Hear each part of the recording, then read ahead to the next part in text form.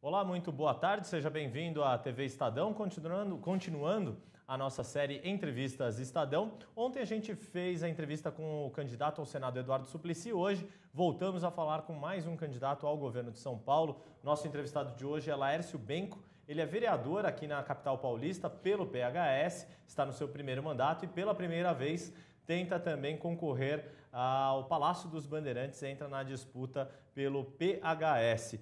Candidato, muito boa tarde, seja muito bem-vindo aqui à TV Estadão. Boa tarde, agradeço o convite aqui, cumprimento todos os internautas da TV Estadão, é um prazer estar aqui com vocês. Bom, a gente participam comigo aqui dessa entrevista o Ricardo Chapola, repórter de política do Estadão, e a Adriana Ferraz, repórter da editoria Metrópole, também do Jornal Estado de São Paulo. E você participa também, basta mandar a sua mensagem, a sua pergunta, usando a hashtag EntrevistasEstadão. Você pode mandar a pergunta pelo Twitter e pelas demais redes sociais. Candidato, começando a nossa entrevista, o senhor, como eu disse, é vereador na Câmara Municipal de São Paulo e na semana passada conseguiu ver aprovado um requerimento para a criação de uma CPI que vai apurar o contrato da Sabesp com a Prefeitura de São Paulo, a Sabesp, que é uma companhia estadual e fornecedora de água e saneamento para a capital paulista e outras cidades da região metropolitana. Falou-se muito que essa CPI teria interesse eleitoreiro, que o senhor teria proposto e conseguido a aprovação dessa CPI apenas pelo fato de ser candidato ao governo do Estado, com apoio de candidaturas que fazem oposição ao governo estadual. A CPI tem viés eleitoreiro ou não? Sob hipótese nenhuma. Tanto é que eu sugiro que essas pessoas se informem um pouco melhor, porque a CPI ela foi protocolada em 2013. Em fevereiro de 2013 eu dei entrada nesse requerimento de CPI. O senhor tinha segundo mês de mandato? No primeiro dia de mandato. Eu protocolei essa CPI, por vários fatores que a gente já via um grande aviso de que haveria uma crise hídrica em São Paulo, além de outros problemas que envolvem a Sabesp.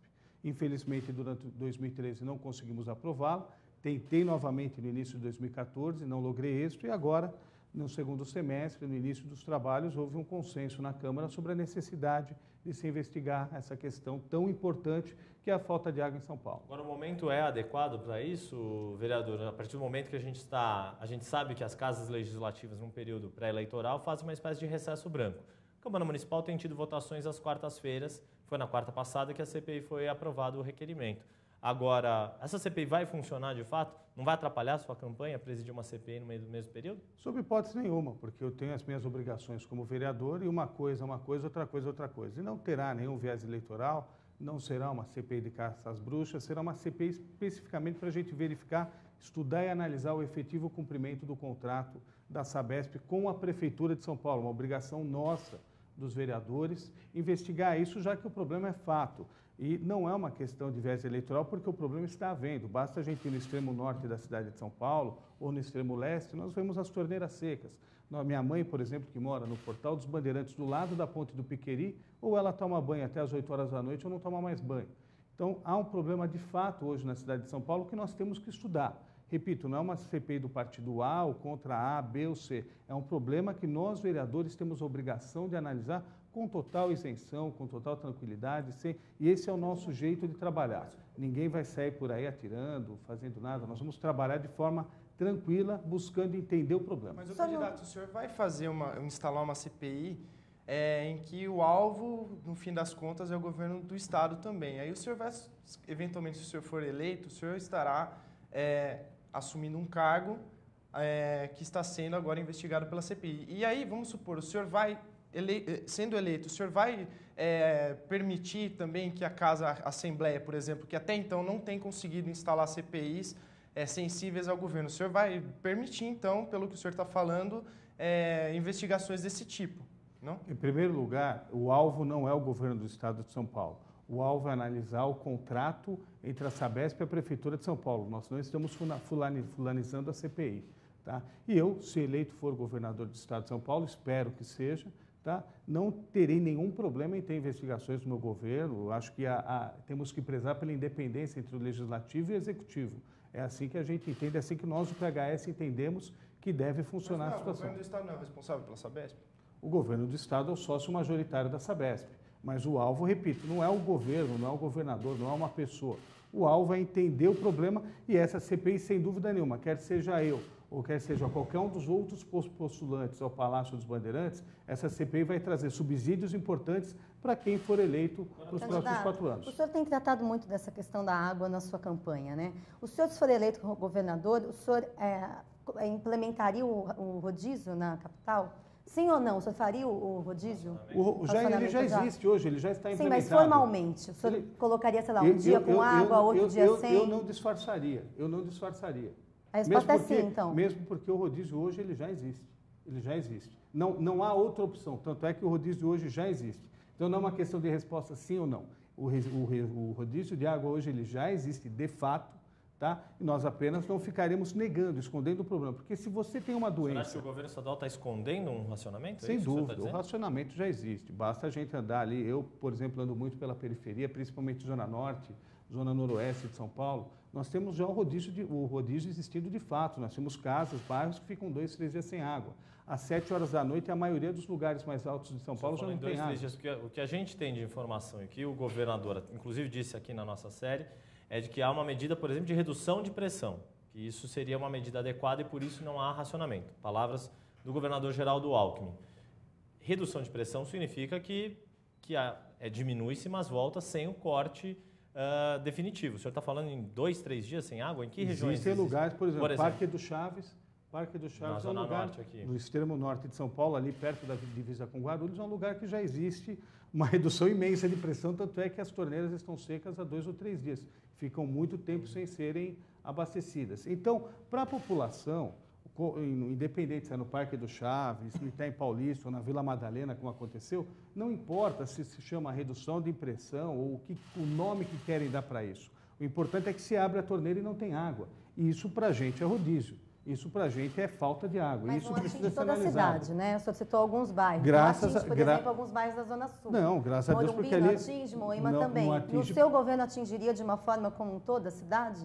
Não, porque os sistemas, nesse primeiro momento, não atingiria também, porque os sistemas não são interligados. Essa é uma das grandes falhas que existem. O sistema Billings e Guarapiranga, a Billings tudo bem que é uma represa relativamente pequena, mas a Guarapiranga, que é gigante, está no topo da Serra do Mar, chove todo dia e tem bastante água ali, não há interligação com o sistema Cantareira. Então não há porque você também fazer uma região, o extremo sul e o sul de São Paulo, sofrer com uma coisa, sendo que há água ali. O problema de falta de água está no sistema Cantareira, está no Alto Tietê, está nas outras regiões de São Paulo. O sistema Billings-Guarapiranga, ele está ali com uma condição razoável de água, até pela situação geográfica que é muito favorável. Aliás, aí não dá para culpar ou elogiar São Pedro. É questão de geografia, é questão de estudo, é questão de estratégia. Né? E ali nós temos as 2 grandes represas que abastecem e muito bem a região sul de São Paulo, ao contrário do Cantareira, do Alto Tietê, que já estão dando sinais aí de total desgaste, total esgotamento. O senhor falou que o intuito da CPI é investigar o contrato com a Sabesp. Quais são as suspeitas que existem para que esse contrato seja investigado? É a questão de regiões, bairros da cidade, como o senhor disse, estarem com problema de falta d'água temporária ou permanente ou frequente, como se queira dar a palavra, ou existe alguma outra suspeita? Vamos imaginar o seguinte, é a questão mais básica que tem. Se a empresa que coleta lixo em São Paulo, o lixo começa a se avolumar nas ruas, eu tenho um motivo suficiente para investigar essa empresa que coleta lixo em São Paulo. Se a empresa que é contratada para fornecer água não está fazendo isso, nós já temos um elemento importantíssimo para investigar esse contrato. O objeto do contrato não está sendo cumprido.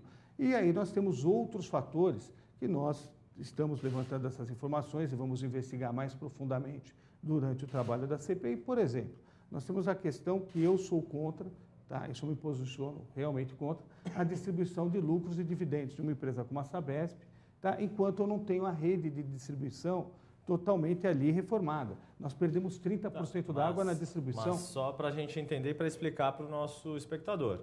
Câmara Municipal, ela tem incidência sobre questões municipais. O contrato da Prefeitura com a Sabesp, que é uma empresa estatal. A política de uma empresa, e no caso da Sabesp, ela ainda é uma empresa de capital misto. Ela tem ações negociadas em bolsa. Como que uma Câmara de Vereadores de um município pode entrar numa questão que é de uma empresa estadual? Aí, ela é uma prestadora de serviços. Sim, por exemplo, prestação de serviço é uma coisa, mas o senhor está falando de dividendos da empresa que não é uma da alçada da Câmara Municipal. Não concordo. Com todo respeito, eu discordo de você. É a mesma coisa que a empresa de lixo deixar de coletar lixo por não ter caminhões na rua ou não ter funcionários. Mas ela o senhor acha que a Sabesp está deixando de prestar o serviço, como o senhor está afirmando, porque ela distribui dividendos? Sem dúvida nenhuma, ela distribuiu dividendos ao invés de investir na rede de distribuição. Essa é uma coisa, eu não tenho nada contra, eu tenho ações, sou totalmente favorável ao mercado imobiliário. Sabesp? Não, ações da Sabesp não, porque eu sou contra abrir as ações da Sabesp. Se fosse governador, não teria feito isso. Não tenho nada contra, por exemplo, a Petrobras ter ações em bolsas, não tenho nada contra... Já não tem ação de nenhuma empresa estatal, é isso? Só de empresas privadas? Estatal, não. Agora, nós temos, por exemplo, a Sabesp é uma questão que nós estamos tratando com água. A água é vida. Eu não posso tratar da água com interesse mercadológico. E aí, obviamente, existem, e nós fazemos parte de um país democrático, existem formas diferentes de se enxergar determinadas questões. Eu não abriria as ações da Sabesp, eu não colocaria as ações da Sabesp na Bolsa, e já que estão na Bolsa, eu garanto, se eu for eleito governador, não vai ter mais distribuição de lucro enquanto nós não estivermos com a Sabesp redondinha. Isso é um fato. Isso não é um rompimento de contrato? Não, é um cumprimento de contrato, porque a função primeira da Sabesp... Contrato com os acionistas. A função primeira, os acionistas terão que entender que a função primeira, em primeiro lugar está a população. Eu não estou preocupado com o acionista da Sabesp, que tem ações na Bolsa de Nova York. Eu estou preocupado com a Dona Maria do Parque do Chaves, eu estou preocupado com o seu João do Itaim Paulista. Eu só não entendi ainda como que um vereador de uma cidade pode entrar numa discussão estatutária de uma empresa estadual. Me parece que são esferas de governo diferentes. Eu compro um serviço da Sabesp. Por exemplo, outras cidades, existem cidades em São Paulo que não compram Mas o serviço senhor pode da entrar na Sabesp. política estatutária da empresa, pode? Eu posso questionar por que ela não está investindo, por que ela não está entregando o serviço que ela me prometeu. Ela me prometeu fornecer água. Eu, Prefeitura de São Paulo, o munícipe de São Paulo. Eu, munícipe de São Paulo, espero que a Sabesp me forneça água. Sim, o senhor mesmo não disse que é um problema de contrato. Eu também não estou entendendo o que o Yuri está falando. Eu acho que foge um pouco da alçada da Câmara Municipal entrar numa discussão que tem em pé, não só no Estado, mas também em ações privadas. Que envolve o funcionamento da empresa. Uma coisa é a empresa não, cumprir o contrato que está com a prefeitura. É uma questão que nós vamos analisar. Eu repito, eu estou respondendo uma questão de ordem política. Tá, uma questão de ordem política. Eu entendo que é errado distribuir lucros. Mas aí a minha pergunta é se a CPI pode entrar nessa discussão ou não. Me parece que não. Mas a CPI pode perguntar por que eu não tenho água, por que os canos estão furados. Ontem, por exemplo, tivemos... Inclusive no blog do Ricardo Couto, lá escrito, que a Sabesp parece que está buscando petróleo na Rua Lorena, tá? De tão grande que é um buraco que tem ali, só com duas ou três pessoas trabalhando e a água vazando aos borbotões. Então, isso nós queremos entender. E nós queremos entender por que não existe investimento em mão de obra, por que não existe investimento na rede de distribuição, por que não foi investido na comunicação, por que nós não temos a comunicação entre o Guarapiranga e o Cantareira. Me parece, essa é uma informação que nós vamos buscar constatar de forma efetiva, mas me parece que havia uma interligação entre o sistema Cantareira e o sistema Guarapiranga, que foi derrubada quando da construção da estação Mackenzie do metrô, ou seja, eu poderia estar distribuindo melhor essa água. Então, essa é uma informação Esclarece que nós vamos buscar um pouco mais saber. isso, candidato. Do que o senhor está falando exatamente? Que quando fizeram o metrô, tiraram uma conexão existiu que uma havia... conexão. Havia um único duto, que esse existiu duto foi fechado para passar como existem outras conexões. Os sistemas eles se interligam. Agora, o sistema Guarapiranga, isso nós vamos apurar. Nós temos informações, recebemos de funcionários da Sabesp, eu vou apurar se essa informação é real através da CPI. A CPI serve para isso. Candidato, agora o senhor disse que a CPI não é eleitoreira, porque o senhor já apresentou essa mesma proposta em 2013, Sim. Não foi aprovada. No primeiro semestre desse ano, 2014, ela também não foi aprovada. Também não foi aprovada. E agora ela foi justamente quando começou a campanha eleitoral. E com o apoio do PT e do PMDB, que são dois partidos que também têm candidatos próprios ao governo do Estado. Como é que surgiu essa possibilidade da sua CPI ser aprovada agora? O senhor foi procurado por esses dois partidos para reapresentar o pedido? Ou foi o senhor mesmo que colocou isso no Colégio de Líderes? Isso foi colocado naturalmente no Colégio de Líderes, graças ao trabalho do Estadão, graças ao trabalho dos grandes órgãos de mídia que vem noticiando a crise hídrica que existe no Estado de São Paulo. Mas foi procurado por representantes do PT e do PMDB? Não foi procurado. Nós conversamos, foi um assunto no primeiro Colégio de Líderes, que é público, que é filmado, e que nós discutimos essa questão. Ou seja, a água foi o único item da pauta praticamente da primeira reunião do Colégio de Líderes. Agora na campanha iniciada, no semestre passado, esse tema não era colocado. Esse tema era colocado, mas aí havia alguns vereadores que obstruíam. E o senhor não vê nenhum tipo de conflito de interesse do senhor ser presidente dessa CPI e, ao mesmo tempo, ser candidato ao governo do Estado? Sob hipótese nenhuma, não vejo nenhum conflito de interesse, porque eu não sou acionista da Sabesp, eu quero o bem do Estado de São Paulo. Se a gente verificar, eu não tenho nada contra pessoalmente o governador Geraldo Alckmin, não tenho nada contra pessoalmente ninguém, pelo contrário. Aliás, eu não sou ligado à PT, não sou ligado à PSDB, não sou ligado à PMDB. Nós estamos aqui numa via nova, eu sou ligado ao grupo do Eduardo Campos e da Marina Silva, que prega a nova política. E a nova política, ela não prega ranço, ela não prega rancor, não prega perseguição. Prega buscar objetivamente os fatos, analisar o que tem que ser analisado, investigar o que tem que ser analisado, sem fulanizar. Eu não estou interessado no partido do governador, não estou interessado em quem é o governador. Eu quero verificar o problema da água na cidade de São Paulo. Agora, como o senhor mesmo falou, o senhor estava conversando agora, por exemplo, o senhor falou, olha, tem uma postura política minha que é de ser contra a distribuição de dividendos da Sabesp. Mas o senhor vai ter a função, por ter apresentado o requerimento, de ser o presidente da CPI. Quer dizer, numa entrevista, o senhor já coloca uma questão, a posição do vereador e a posição do político. No exercício do cargo, vai ser muito difícil para a população entender que se quem está lá é o candidato ou o vereador. Mas eu entendo que eu estou aqui entrevistado agora como candidato. Sem dúvida. Fui convidado como candidato a governador. Essa questão da distribuição de dividendos, ela não vai ser, eu não vou ter poder de discuti-la enquanto... Então, mas foi isso que eu estava colocando na pergunta há tempos atrás. Como é que uma Câmara Municipal vai poder questionar os dividendos? O senhor disse que poderia, agora o senhor está dizendo que não pode. Eu não posso definir como vereador a política de dividendos da Sabesp, mas eu posso perguntar por que a Sabesp não está me entregando um produto. Ela tem um produto chamado água que ela tem que me entregar e ela não está entregando. E ela não está entregando, vamos lembrar, 4 anos atrás, nós tínhamos o sistema Cantareira abarrotado, tanto é que Atibaia e Mariporã foram inundadas. Sim. Isso faz menos de 4 anos. As comportas foram abertas, sem uma gota, inundamos Atibaia e Mariporã. Inundamos o Itaim Paulista, porque o Alto PT também tiveram as comportas abertas. Ou seja, o antigo governo, que também era tucano, deixou para esse atual governo, que também é tucano, uma herança boa, o estoque é razoável. Agora, nós com 30% de vazamento na rede de distribuição, como que nós vamos chegar, como que eu posso admitir isso? É o maior índice entre os países civilizados de vazamento de água na sua distribuição. Nós temos países europeus que você tem 2%, 3%, aqui chega a 30%. Se nesses 4 anos não tivesse 30%, tivesse 10% só de vazamento, que já é um índice muito alto, nós ainda teríamos 20% acima do volume morto. Nós já estamos abaixo do volume morto. Então, são essas questões que nós queremos verificar. Basta você andar em qualquer lugar de São Paulo, você vê vazamento de água, uma tristeza. Deixa a gente triste. Repito, não tenho nada contra nenhum governo, nenhum partido. Muito pelo contrário, a nossa forma de governar, como diz Marina Silva, como diz Eduardo Campos, nós vamos querer governar aqui em São Paulo também com o que há de melhor no PSDB, que tem gente muito boa no PSDB, com o que há de melhor no PT, tem gente muito boa no PT, com o que há de melhor nos vários partidos. Eu não quero fulanizar e citar partidos. Candidato, o senhor citou a questão, falou que apoia o Eduardo Campos, né, no cenário nacional. O Eduardo Campos apoia o governador de São Paulo, a reeleição Geraldo Alckmin. E o senhor, na Câmara Municipal, tem uma atuação muito próxima ao PT. O senhor compõe a base aliada do prefeito Fernando Haddad.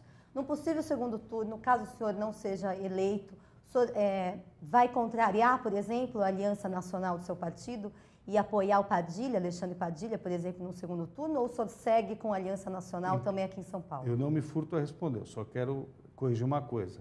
O Eduardo não apoia o Geraldo. O Geraldo que apoia também o Eduardo Campos, e se há tucanos apoiando o Eduardo Campos, bato palmas para eles, porque eu acho que é o grande caminho e isso prova que tem gente boa em todos os partidos. Só para fazer uma observação na sua fala para esclarecer. O PSB tem um candidato a vice-governador na chapa, que é o deputado Márcio França. O senhor está dizendo que o candidato à presidência do PSB não apoia a chapa que tem o candidato a vice-governador? Vamos dar um outro exemplo. Nós temos Paulo Scaff e Padilha apoiando Dilma Rousseff. Entendeu? Sim. Os dois aí o Paulo Scaff, na nossa série, disse que vota com o partido dele. Que é a Dilma. Ele não vai digitar 15, ele vai digitar 13, que é PT.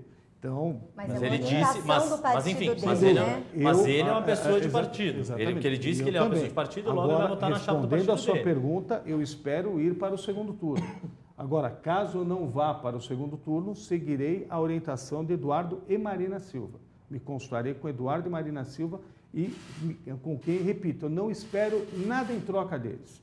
Não espero nada em troca do Eduardo Campos, nada em troca da Marina Silva. Eu apoio o Eduardo e Marina porque eu confio plenamente que representam a nova política, que é a nova política que o PHS acredita. Eles representam o que nós pensamos. Então, você, com a gente, não tem essa de toma lá, dá cá. Eu, independente de qualquer postura, apoio o Eduardo e a Marina. E seguirei a orientação deles num eventual segundo turno aqui em São Paulo. Desculpa, candidato, só para tirar a dúvida. O senhor tem alguma dúvida de que Eduardo Campos, do PSB, apoia Márcio França, do PSB, que é o candidato a vice de Geraldo Alckmin, do PSDB? O Eduardo Campos não vota em São Paulo. Tudo bem, mas é um partido, ele é presidente de um partido. Não sei. Eu acho que ele me apoia. Eu sou candidato a governador, o Márcio França é candidato a vice. E aí o senhor... Por exemplo, no horário eleitoral gratuito, eu estarei colocando, entre outros temas, nós faremos um link entre nossas campanhas. Não, o domicílio dele é no Recife. Eu estarei... O que eu estou querendo questionar é o seguinte, o senhor está dizendo que um candidato a presidente que venha a ser o presidente nacional de um partido, o senhor está colocando em dúvida o apoio dele ao candidato do partido dele numa chapa? Não estou colocando em dúvida, estou colocando que não me importa isso. Eu espero, assim, eu espero que o Eduardo Campos seja eleito presidente da República. É isso que me importa. O que me importa é isso. Sim, o seu apoio à candidatura dele à presidência. Meu apoio é irrestrito, isso total. Eu acho que ninguém tem dúvida. Isso é irrestrito total, o Eduardo e a Marina. Agora, por exemplo, nós temos uma situação em que houve um candidato ao governo, ele tentou usar a imagem da Marina Silva e foi impedido de fazer isso. Tá? Eu, no nosso material de campanha, eu tenho a imagem da Marina Silva tranquilamente sendo utilizada por mim. Sim, inclusive a rede aqui em São Paulo chegou a dizer que o senhor é uma das candidaturas que tem, o termo que eles usaram, ponto de contato programático com a rede de São Paulo, muito orgulhoso além disso. de Gilberto Natalini do PV e Gilberto Maringoni do PSOL. O que são esses pontos de contato programático? Por exemplo, o nosso programa de governo tem 4 eixos, tal qual o programa de governo do Eduardo Campos. Eu fui um dos coordenadores, eu trabalhei na campanha da Marina Silva em 2010, eu era afiliado do Partido Verde, é a minha origem política, e saí do PV logo após a saída de Marina Silva.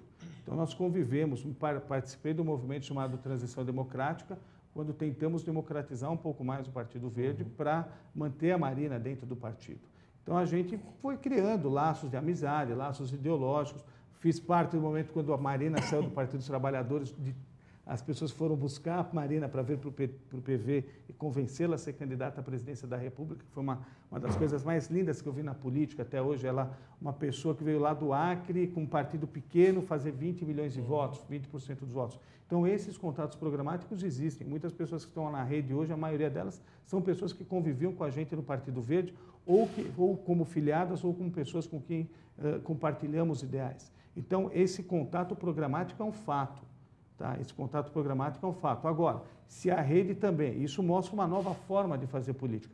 Se a rede diz que apoia também, que aceita também o Gilberto Natalini, que aceita também o pessoal, também ótimo, são pessoas que merecem o nosso respeito, em que pese eu pense um pouco diferente do Natalini, mas o Natalini e o pessoal têm outros candidatos a presidente da República. O meu é Eduardo e Marina. O senhor está falando da sua trajetória, o senhor era do PV, e aí o senhor falou que saiu do PV junto com a Marina, então isso é meados de 2011, até para o senhor poder ter se filiado ao PHS para sair candidato a vereador em 2012. Na eleição de 2012, o senhor apoiou no primeiro turno para prefeito Celso Russomano, do PRB, depois no segundo turno, Fernando Haddad, do PT. Eu queria saber o que Celso Russomano e Fernando Haddad têm de nova política para o senhor ter aderido a eles, já que o senhor fala que é um defensor da nova política. Eu entendo que, num primeiro momento, nós precisamos romper esse eixo e mostrar que há algo mais na política além do PT e do PSDB. Então, por isso que, no primeiro turno, nós tínhamos a opção, eu optei e nós apoiamos o Celso Russomano. Era a terceira via de 2012, na opinião do senhor? Na minha opinião, era a terceira via. Era quem poderia romper a polarização e trazer novas práticas políticas para a cidade? Na minha opinião e na opinião da maior parte do eleitorado. E por que ele não foi eleito? Porque ele cometeu alguns erros estratégicos e tentaram pegá-lo de todos os jeitos. Ele começou a despencar nas pesquisas por um fato, quando ele defendeu a tarifa proporcional. O senhor falou que é tão próximo da Marina Silva. O senhor chegou a discutir esse apoio a Celso Russomano na época? Naquele momento, o senhor acha que Marina Silva iria considerar Celso Russomano um exemplar da nova política? Naquele momento, a Marina nem no Brasil estava. Ela estava correndo outros lugares, estava fazendo por e-mail, por não dava para conversar. Nós não temos, e a relação é isso que precisa se entender. Não há uma relação de subordinação, uma relação de carinho, uma relação de ideais. Por isso, não dá para consultar. Não uma relação personalizada. Nós temos opções. Uma coisa que eu nunca faço é não responder uma pergunta ou não ter um lado. Tá? Nós entendemos que naquele momento era a melhor situação, tanto que no segundo turno também em que pese, não sou petista nem sou tucano, mas o Haddad representava uma mudança. E o que tinha de nova política no programa de Celso Russomano em 2012 que pode ser nova política para o programa de Laércio Benck em 2014? Do Celso Russomano em 2012 eu já não me lembro mais, eu não quero falar de 2012, só, quero falar de 2014. Vamos falar das minhas pode ter nova política. Políticas importantes daquela época. Vamos falar, por exemplo, época. que eu tenho 4 grandes eixos, estou falando do programa de governo com 4 secretarias. Então, vamos falar do meu. Se tinha algum programa, alguma proposta de Celso Russomano em 2012 que pudesse ser adaptada para um programa de governo de 2014. Tinham muitas coisas interessantes, mas eu quero falar agora sobre 2014. Então, vamos falar de 2014, candidato. O senhor votou nesse ano a favor do aumento do IPTU aqui em São Paulo. Se o senhor foi eleito governador, o senhor vai votar, como que vai ser? O senhor vai pôr mais imposto para o eleitor pagar? Como que vai ser a sua política tributária? Não, sob hipótese nenhuma. Inclusive o IPTU, ele não, se você analisar ele friamente, ele reduziria a carga tributária para 70% da população, principalmente as mais carentes. Somente 15% do território de São Paulo teria um aumento real de IPTU.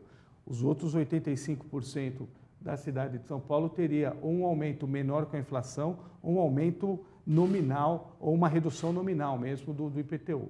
Então, isso é uma coisa que eu entendi que era uma justiça tributária. Infelizmente, houve uma crítica que eu fiz ao prefeito Fernando Haddad, ele não soube divulgar bem essa ideia. Foi mais ou menos...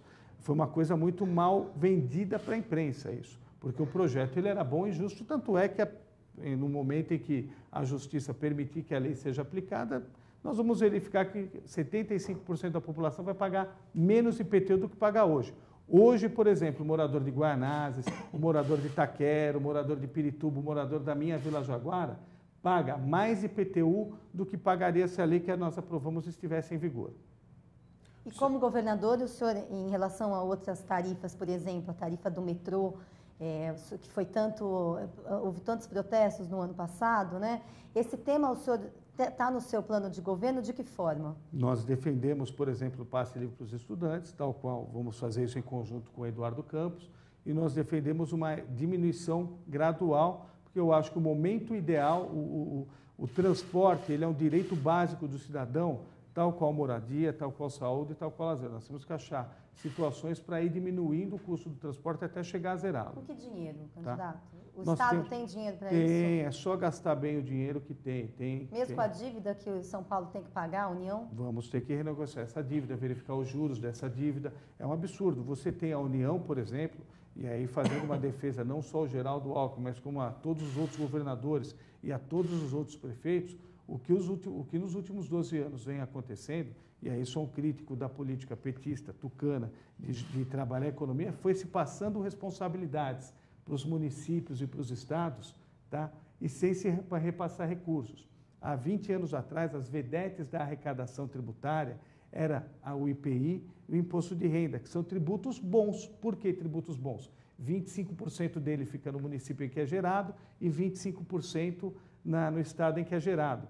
Hoje, as vedetes da arrecadação tributária são o PIS e COFINS, que ficam 100% nos cofres do governo federal. Ou seja, o governo federal aumentou muito, exponencialmente, a sua arrecadação, sem repassar proporcionalmente aos estados que geram isso. São Paulo, hoje, por isso que o nome da nossa coligação chama Unidos por São Paulo, na nossa opinião, PT e PSDB vivem brigando. Os grandes ícones tucanos e os grandes ícones petistas são de São Paulo. Só que eles vivem brigando, pensando em Brasília e esquecem do seu estado. Porque São Paulo vem perdendo a sua importância, relativa em relação aos demais estados, vem perdendo dinheiro, vem perdendo capacidade de investimento, porque os líderes tucanos e petistas só pensam naquilo, em Brasília, não pensam no estado de São Paulo. Nós vamos brigar por São Paulo. Candidato, deixa eu voltar um pouco à questão do IPTU. O senhor disse que a maioria da população teria se tivesse um reajuste, seria menor do que o que foi aplicado, e que a maior parte da cidade, na verdade, teria redução. É isso que eu entendi? Entendi correto? 75% das pessoas ou teriam um reajuste abaixo da inflação ou um reajuste ou uma diminuição nominal do IPTU. Porque que eu me lembro, não me lembro da prefeitura ter colocado nesses termos e me parece que é uma conta que nenhum veículo de imprensa noticiou dessa forma. Estavam todos errados? Por isso que houve uma grande falha no processo de comunicação. Mas se quiser pegar a lei e o mapa de IPTU, nós vamos verificar, por exemplo, Parque do Carmo ia ter 8% de diminuição nominal de IPTU. Não, me lembro que havia distritos em que haveria uma redução média, mas era a minoria. Não, dos 96 distritos era a minoria. Nenhuma. Iria gerar um grande aumento de arrecadação, porque nos distritos mais ricos iria sim se ter um aumento acima da inflação para se adequar ao valor venal dos imóveis, ao valor real dos imóveis. Mas para os mais pobres e para a classe média baixa, iria se ter uma diminuição real do tributo. O senhor da carreira, acabei não colocando na apresentação, o senhor de carreira é advogado e é especialista na área tributária. Quer dizer, o senhor atende clientes na área tributária. Imagino que se esse aumento tivesse ocorrido, se o senhor fosse advogado, o senhor muito provavelmente seria procurado por contribuintes que teriam aumento de até 40% no IPTU. O senhor acha justo? O senhor aceitaria essa causa ou o senhor não aceitaria essa causa porque era justo para a cidade? Em primeiro lugar, eu sou impedido de advogar contra qualquer questão contra a Prefeitura de São Exato, Paulo. nesse momento. Mas eu, se não fosse vereador, eu acharia justo sim. Eu acho que é uma justiça social. Eu estou cobrando mais e quem tem mais para pagar. Vou dar um exemplo de uma conversa que eu tive com um morador do meu prédio. Eu moro no Brooklyn. Tá? Ali nós teríamos um aumento acima da inflação. Tá? De quanto? Aproximadamente 8% acima da inflação. Sim, que aí Tá? estamos falando, fazendo uma 15, conta... 16%. Não 15, 40%. 16%. Mas isso, pelo IPTU que nós pagamos, isso é muito menos do que o tênis que a pessoa compra para o filho num final de semana. Tá? Ou seja, para quem mora nas regiões de classe A e B, esse aumento de IPTU é absolutamente irrelevante. Houve alguns problemas nesse projeto de lei. Houve uma grande área que foi injustiçada e que precisaria ser revista, que foi a região ali, se não me engano, da Vila Nova Cachoeirinha. Ali havia um aumento real de IPTU de forma absolutamente injusta e não se entendeu bem por que isso foi aprovado, inclusive nós brigamos bastante. Mas tirando essa questão pontual, se cobrava mais e quem tem mais condições para pagar. Deixa eu perguntar uma outra questão. Eu estava dando uma pesquisada em algumas entrevistas do senhor para falar então de propostas de governo que a gente já está conversando. O senhor chegou a dizer numa entrevista que quer ver a Polícia Civil com atuação parecida com a que a gente vê no CSI, que é uma série de TV que acho que todo mundo conhece. Como que faz isso? Como que faz para ter o CSI de verdade, não só na ficção? O que é o CSI de verdade para a Polícia Civil de São Paulo? CSI, Scene Crime Investigation, é investigar a cena do crime. Hoje, por exemplo... Crime Scene Investigation. Isso se você tem um estabelecimento roubado, não há nenhuma investigação na cena do crime. Ninguém vai lá tentar obter impressão digital, ninguém vai lá ouvir as pessoas ao redor. E aí, com isso, por mais simples que seja esse roubo, esse furto, sem a investigação, você não vai chegar ao verdadeiro problema, que são as quadrilhas de receptação. Entendeu? Então, todo pequeno crime ele deve ser investigado. E hoje nós temos no Estado de São Paulo, e aí para se fazer justiça, o Estado de São Paulo que é governado pelo PT, pelo PSDB, mas estados onde são governados pelo PT também, o problema é o mesmo. Nós temos um problema conjuntural no Brasil, onde tem o PMDB também a mesma coisa. Nós temos 92% dos inquéritos policiais que não são concluídos. Então, São Paulo, infelizmente... Você está falando de estatísticas relacionadas ao Estado de São Paulo, né? Ao Estado de São Paulo, 92%, mas o índice nacional ele sempre está acima de 90%. Ou seja, ninguém tem moral para falar de ninguém. Os partidos tradicionais, nenhum deles tem moral para falar sobre esse problema, porque todos eles... E essa é uma das importâncias da nossa candidatura, porque é uma candidatura que tem coragem para trazer esse assunto à pauta. E qual é a política para melhorar esse índice? Aparelhar de forma decente a Polícia Civil e a Polícia Científica. Trazer elementos de apuração do crime. Por exemplo, a Polícia Fazendária do Estado de São Paulo, na Avenida Indianópolis, tem internet porque os policiais fazem vaquinha para pagar a conta da internet. Como que eu posso falar em inteligência na investigação do crime se eu tenho uma polícia importantíssima para desvendar lavagem de dinheiro, crimes fiscais? Mas aí é um problema de orçamento, porque o que a gente sabe também é que a folha, o orçamento destinado à segurança, ele é muito comprometido por causa da folha salarial. O que o senhor pretende fazer sobre isso? Aí governar e estabelecer prioridades. Governar e estabelecer folha prioridades. Salarial não tem muito como mexer. Depende, você pode extinguir secretarias. Nós vamos governar com 4 secretarias. Não, estou falando especificamente da segurança. Do orçamento da segurança, a gente vai falar nisso, mas só para esclarecer esse ponto. O orçamento específico da segurança, existe um alto índice de comprometimento desse orçamento específico para a segurança com folha de pagamento da Polícia Civil, da Polícia Militar e do Corpo de Bombeiros. Então, como fazer? Dá para aumentar o orçamento da segurança para esse percentual reduzir e vai tirar de onde? Se eu acabar com as 30 e tantas secretarias que tem, só transformar em 4 secretarias, o que vai acabar de emprego, de carguinho público aí, vai sobrar muito recurso público. O senhor já fez essa conta? Nós temos absoluta convicção disso. Mas o senhor tem uma estimativa? Tem como mensurar isso para a gente? De cabeça. Agora eu não tenho como mensurar esses cálculos, mas eu tenho certeza que há Quais seriam muita essas 4 gordura. secretarias? Secretaria de Gestão Pública, Secretaria de Qualidade de Vida, Secretaria de Desenvolvimento Sustentável e Secretaria de Segurança Pública. Então vamos para a gente entender essa proposta. O que é uma Secretaria de Qualidade de Vida? A Secretaria de Qualidade de Vida ela vai englobar todas as secretarias, por exemplo, saúde. A saúde ela é analisada hoje sob uma questão torta. Ela não deveria ser chamada Secretaria da Saúde, tem que ser chamada Secretaria da Doença. Estando acoplada à Secretaria de Qualidade de Vida, nós vamos estar cuidando da medicina preventiva, nós vamos tratar da prevenção às doenças. Nós vamos investir em saneamento básico, que é uma questão de saúde e que não é devidamente investido. Por exemplo, temos Guarulhos, que nós temos aí jogado 99% de esgoto in natura no Rio Tietê. E o governo vai limpando o Rio Tietê e Guarulhos jogando, ou seja, em vez de tratar o esgoto. Então, nós temos toda essa questão. Então, o grande problema é o foco que nós vamos dar. Educação vai estar sob a égide da qualidade de vida também. Então, nós temos todas essas secretarias que podem e devem ser extintas, onde nós vamos eliminar inúmeros cargos em comissionados, vamos incentivar e valorizar o funcionário de carreira para que ele possa efetivamente, para que possamos praticar políticas de Estado. Por exemplo, lá em todo o Reino Unido, hoje, nós não temos sequer 1.000 cargos de carreira, 1.000 cargos comissionados, perdão.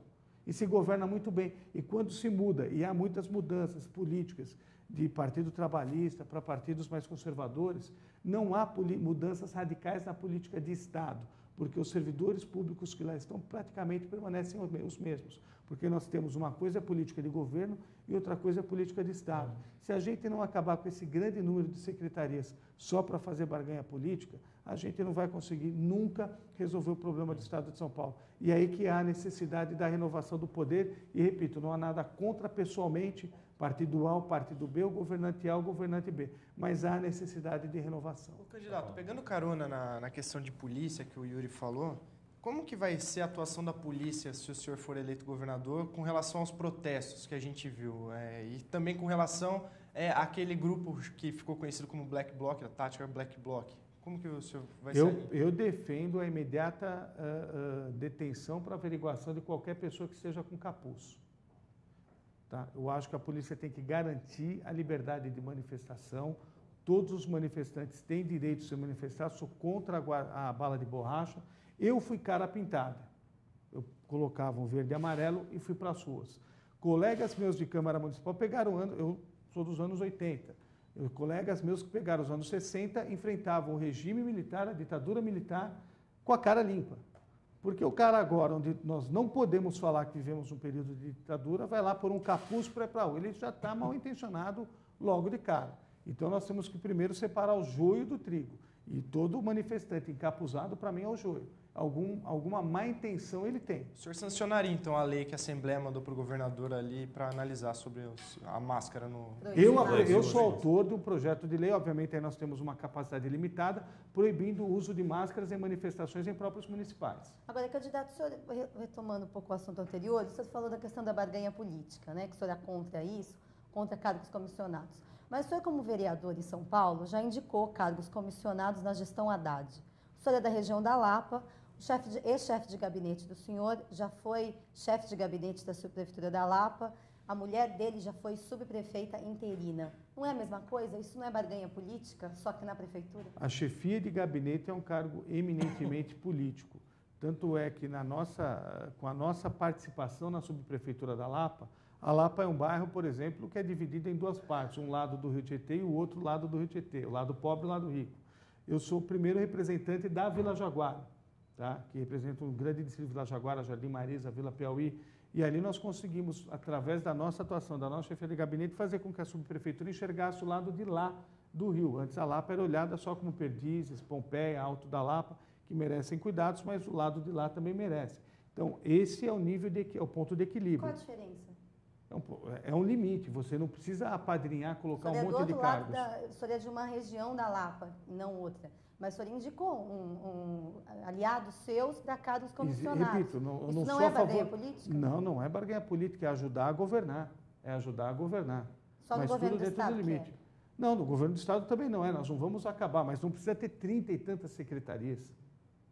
Não precisa ter. Com 4 secretários a gente faz isso de forma suficiente.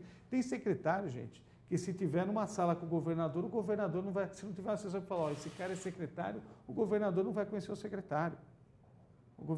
Tem secretário que faz 1 ano que não despacha com o secretário, com o governador. Agora, é muito subjetivo isso que a Adriana está colocando, é muito subjetivo diferenciar o que é ajudar a governar e o que é para ganhar política. Ajudar a governar. Se você pegar, por exemplo, o Vitor ou a Bruna, que trabalharam lá na chefia, a Bruna ainda trabalha lá na chefia de gabinete, ela só foi subprefeita interina porque é uma obrigação do cargo, mas hoje já tem um engenheiro de carreira lá, uma engenheira de carreira lá trabalhando. Mulher, candidato do seu ex-chefe de gabinete. Mas é uma pessoa também altamente qualificada e basta ver que a Lapa, aliás, é um dos pontos, é uma das regiões mais efervescentes da cidade de São Paulo e que nos últimos 2 anos está absolutamente tranquila porque se abriu um diálogo, O senhor não domina aquela região politicamente? Com indicação de cargos prioritários? Não domino politicamente a região. Ali você tem as subprefeituras, elas são administradas basicamente por engenheiros de carreira. Inclusive, os principais cargos são de engenheiros de carreira. Não precisariam ser, mas são. Tá? Você tem 3 cargos hoje na prefeitura, em qualquer subprefeitura, que poderiam ser de livre provimento, mas são sempre ocupados por funcionários de carreira. Isso eu acho uma coisa interessante. Isso, o senhor acha que isso já resolveria a questão da barganha política, é isso? Isso ajuda bastante, porque você cria... Porque se eu me eleger governador, eu posso ficar 4 anos, posso ficar 8 anos, mas eu vou embora. O engenheiro concursado, o funcionário concursado, ele fica os 30 anos. Então, ele vai adquirindo experiência, e ele principalmente pode usufruir dos bons salários desses cargos comissionados. Isso é uma forma de atrair também, porque imagina, o engenheiro ali ou qualquer servidor de carreira tem um salário baixo, e aí você tem lá para um cargo comissionado um salário muito mais alto. Por que não dar esse salário para o funcionário de carreira que faz a política de Estado? Falando dessa questão da barganha política, uma das causas, digamos assim, dessa necessidade dos governos de compor com uma série de partidos é justamente o alto número de partidos. O PHS, hoje, pela lista do TSE, é o 20º partido em termos de tempo de existência. Então, havia 19 partidos, antes para explicar o que eu estou falando aqui para o espectador. Já havia 19 partidos quando o PHS foi criado e depois passaram a existir outros, fazendo a conta, 13 partidos. Precisa de tanto partido no país? Por que o PHS, e aí queria que o senhor dissesse, por que o PHS é importante para a política brasileira? O PHS é um partido importantíssimo para a política brasileira, que é o único que trouxe uma proposta de discussão ideológica para o século XXI, que é o humanismo solidário, uma ideologia diferente. O humanismo solidário que busca ter em você, cidadão, um cidadão que busca em que nós o valorizemos como ser e não como ter. O PT e o PSDB deixaram um bom legado no século XX e início do século XXI, transformando todos nós em consumidores. A vida de todo mundo, graças à política econômica do presidente Fernando Henrique Cardoso e graças à política de distribuição de renda do presidente Lula, a vida do portão de casa para dentro melhorou muito para as pessoas. Agora, a vida do portão de casa para fora, ela está deixando muito a desejar. E é essa a função do PHS, é isso que o PHS sempre prega, que está lá no seu governo. Quero olhar para você como ser humano, para ter uma educação de qualidade, uma saúde de qualidade. Nenhum outro partido olha para as pessoas. O PT só falou do PT e do PSDB. E o partido do seu candidato à presidência, o PSB, onde entra? Tão claramente quanto o PHS, nenhum outro partido traz isso. Tá? O senhor pensou em entrar na Rede de Sustentabilidade quando Marina Silva tentou criar o partido? Eu já estava afiliado ao PHS, porque nós tínhamos um projeto, o nosso grupo político, eu e várias pessoas, tínhamos um projeto para disputar as eleições municipais de 2012. E repito, mas a rede é posterior. Sem dúvida, mas 2013. Nós colaboramos com a formação da rede. Eu acho que a rede, aliás, há 2 grandes escândalos, né, jurídicos no ano de 2013. Tá? A não criação da rede e o Fluminense não ter sido rebaixado. Tá? Então, nós temos, a rede ela tem que existir, ela vai ser formada efetivamente no ano que vem, e o que nós precisamos mais é de ter partidos irmãos, partidos se alinhem. Em Taiwan, por exemplo... Mas o senhor acha que quanto mais partidos, melhor? Não há problema. Em Taiwan, que é um exemplo de modernidade, de eficiência, de eficácia, nós temos 150 partidos. Eles têm financiamento público que nem o Brasil ou não? Eles têm uma participação de receitas públicas. Em todos os países tem isso, ou na maioria dos países. O senhor acha que a divisão do fundo partidário, do jeito que é feita, com partidos que não necessariamente têm representação na Câmara, que acabam recebendo também verba pública, o senhor acha que ela é correta? Ou o senhor pretende, o senhor defende algum tipo de mudança em relação a isso? Eu defendo uma melhor distribuição desse fundo partidário, de uma forma mais justa e mais equânime, porque hoje toda ela está na mão dos grandes partidos. Enquanto todo mundo fala que os partidos em crescimento, e aí você tem que separar em duas questões. Por exemplo, não se pode falar que um partido que tem candidato próprio a governador em 5 estados grandes, que tem a 8ª maior chapa de candidatos a deputado, não seja um partido sério, não seja um partido que esteja a fim de disputar, a fim de crescer. O PHS subiu de 20º lugar em número de candidatos para 8º lugar nessa eleição. Ou seja, nós deixamos vários partidos para trás. Então, eu defendo cláusulas de desempenho. Eu defendo que os partidos tenham, por exemplo, uma coisa que eu defendo, o fim das coligações é uma coisa que eu sou muito simpático a essa ideia. Eu acho que o partido tem que ter candidatura própria. Eu acho que tudo isso é importante. O partido tem que disputar efetivamente as eleições. Agora, candidato, para ter candidatura própria, o senhor acha que é preciso ter experiência na política? Eu vou citar, o senhor se filiou ao PV em 2010, né? Não, me filiei ao PV em 2002. 2002, ok. O senhor foi eleito vereador pela primeira vez nessa legislatura. O senhor está, então, com 1 ano e meio de mandato e já saiu para candidato ao governo. Porque é uma pressa? O senhor está preparado já para assumir esse cargo?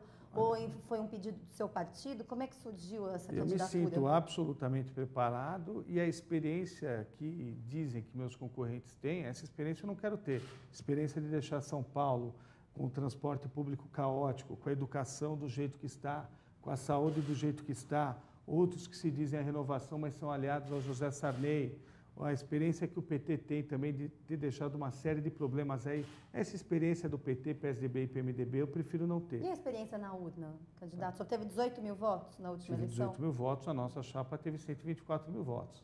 Agora, o senhor não acha que quer dizer, as pessoas elegeram para o senhor ser um vereador por 4 anos. Interromper o mandato dessa forma não é, de certa forma, decepcionar esses eleitores que o elegeram para 4 anos? Aí quem julga isso são os eleitores. Por exemplo, o José Serra foi prefeito da capital e deixou o mandato para ser governador. Quem decidiu isso? Foi ele? Não, foi a população. E a análise que se faz é que muito da rejeição que ele tem foi em função disso. Não sei se foi por causa disso. É que ele foi eleito governador sendo prefeito de São Paulo, ele foi e ganhou no primeiro turno. Sim, depois acabou não sendo eleito nem em 2010. Mas aí não é por conta de uma fadiga de material. Eu acho que já há só o PT e o PSDB não perceberam isso ainda, mas já há uma fadiga de material em termos de PT e PSDB. Por isso que eu tenho certeza absoluta que nós vamos conseguir ganhar essas eleições aí junto com o Eduardo Campos e a Marina Silva. Bom, candidato, infelizmente o nosso tempo acabou. Eu agradeço a participação do candidato Laércio Benco, do PHS, candidato ao governo do Estado de São Paulo. Agradeço também a Adriana Ferraz, repórter de Metrópole do Jornal Estado de São Paulo, e Ricardo Chapola, repórter de política do Estadão. Candidato, muito obrigado mais uma vez. Boa sorte na campanha. Eu que agradeço a todos vocês aqui, agradeço aos internautas e parabéns pelo Estadão por a oportunidade democrática de permitir que todos os candidatos se manifestem. Muito obrigado a você também que nos acompanhou nesta tarde. A gente volta amanhã. Amanhã voltamos a falar de candidaturas ao Senado. Amanhã nosso convidado será Gilberto Kassab, ex-prefeito de São Paulo do PSD, que vai tentar pela primeira vez uma vaga ao Senado. A série Entrevistas Estadão já ouviu os candidatos ao governo de São Paulo na semana passada e agora Laércio Benco completa a lista e ao longo desta semana ouviremos mais candidatos ao Senado. Na próxima semana, os candidatos à presidência da República e você sempre é convidado a participar conosco. Um abraço a todos e até amanhã.